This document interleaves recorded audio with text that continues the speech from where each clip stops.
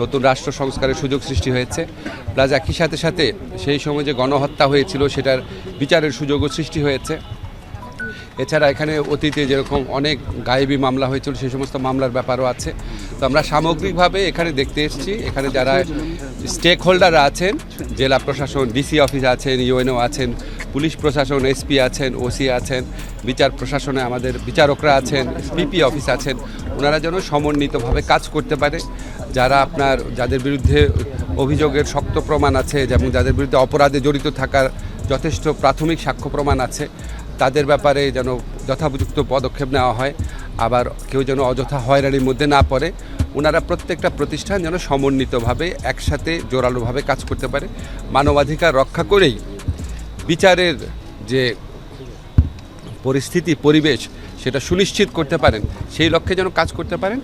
মানুষজনের তো সন্তুষ্ট না থাকার কারণ থাকতে পারে, অবশ্যই থাকতে পারে। আইনশৃঙ্খলা পরিস্থিতি মানে এরকম না যে আমাদের এখানে খুব আত্মতুষ্টির স্কোপ আছে, আমাদের আত্মতুষ্টির স্কোপ নাই। আইনশৃঙ্খলা পরিস্থিতি আমাদের এই গত 6 মাসে মাঝে মাঝে মোটামুটি ভালো থেকেছে, মাঝে মাঝে খুব খারাপ হয়েছে। যখন খুব খারাপ কিছু হয় আমরা প্রচণ্ড আত্মজিজ্ঞাসার সম্মুখে পড়ি, খুবই খারাপ লাগে। এবং এটা তো আমরা তো এই সমাজে বাস করি, আমাদের বন্ধুবান্ধব, পরিবার পরিজন, আমাদের পরিচিত লোকজন, তাদের থেকে আমরা যেসব কথা শুনি বিভিন্ন সংবাদ মাধ্যমে, এটা কারো তো ভালো লাগার কথা না। তবে আপনাদেরকে অনুরোধ করি, কিছু বাস্তব সমস্যা আছে, প্লিজ একটু বোঝার চেষ্টা করেন। সেটা হচ্ছে, এক নম্বর হচ্ছে আমরা একটা ধ্বংসপ্রাপ্ত কিছু প্রতিষ্ঠান নিয়ে কাজ করছি, বিশেষ করে পুলিশ প্রশাসন। আপনারা জানেন এখানে আগের সময় কীরকম রিক্রুটমেন্ট হয়েছে এবং তাদের ট্রেনিংয়ের ক্ষেত্রে কী ঘাটতি ছিল, তাদের দায়িত্ব পালনের ক্ষেত্রে সমন্বয়হীনতা থাকতে পারে, ব্যর্থতা থাকতে পারে। তারপরে আমাদের এখানে যে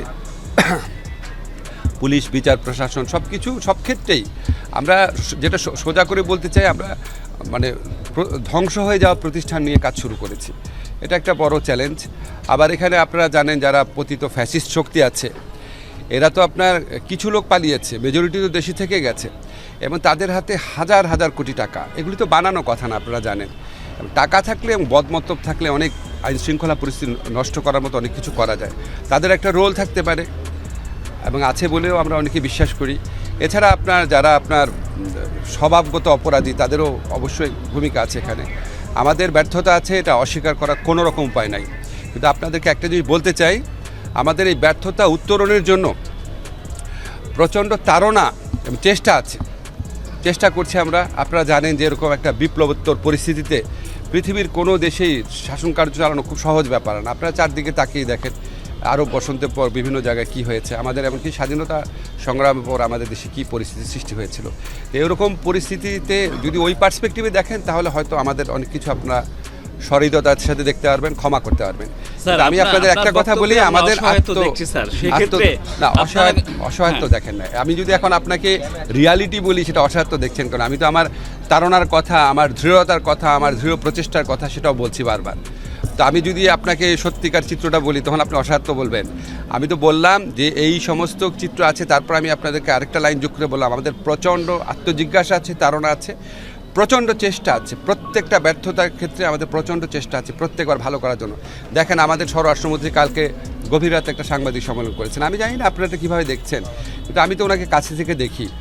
কোনোবারই আমরা হতোদ্যম হই না, কষ্ট পাই, খারাপ লাগে যে কেন হচ্ছে এটা, এবং তারপর আরও দৃঢ় প্রতিজ্ঞার সাথে এটাকে ওভারকাম করার চেষ্টা করে সবাই।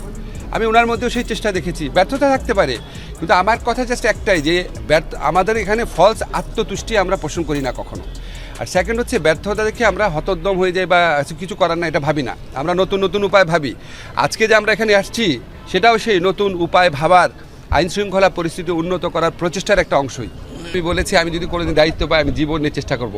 জীবন দিয়ে চেষ্টা করতে নিশ্চয়ই আপনারা ভাবেন না যে আমি জানটা দিয়ে মরে যাবো বা আত্মহত্যা করবো, এটা তো ভাবেন নাই। ভেবেছেন আমি দিনে রাত পরিশ্রম করব। আপনার কি কোনো ধারণা আছে আমি কত ঘন্টা কাজ করি? এখন ভাই, দিনে রাত জীবন দিয়ে কাজ করবো বলতে তো এটাই বুঝিয়েছি। আমি দিনে অ্যাভারেজে 12-13 ঘন্টা কাজ করি। যখন আমি ঢাকা ইউনিভার্সিটি টিচার ছিলাম, অ্যাভারেজে 3-4 ঘন্টা কাজ করতাম। এটাই ভাই আমার কাজ। আর এটা যে আপনি বললেন যে আইন শৃঙ্খলা পরিস্থিতি, তো স্বরাষ্ট্র মন্ত্রণালয়ের কাজ। আপনারা একটা জিনিস সাথে একটা যে গুলিয়ে ফেলেন কেন? পুলিশ কি করছে বা করছে না, বা রাস্তায় কি অপরাধী করছে না, এটা তো আইনমন্ত্রীর কাজ না। তারপরেও তো আমরা কোঅর্ডিনেশন মিটিংয়ে বসি। এটা আমার স্পেসিফিক কাজ না, কিন্তু আমরা সবসময় কোর কমিটি মিটিং ওখানে যাই, কন্ট্রিবিউট করার চেষ্টা করি। এখন ধরেন আমি যদি আমার উপর একটা 24 ঘন্টা একটা টিভি রাখি, তাহলে কি আপনি বুঝবেন যে আমি 24 ঘন্টা আমি জীবন দিয়ে চেষ্টা করছি কিনা, নাকি আমার কাজ থেকে বুঝবেন? আপনি সচিবালয়ে খবর নেন, আমি কটার সময় অফিসে যাই, কটার সময় বের হই, খবর নেন।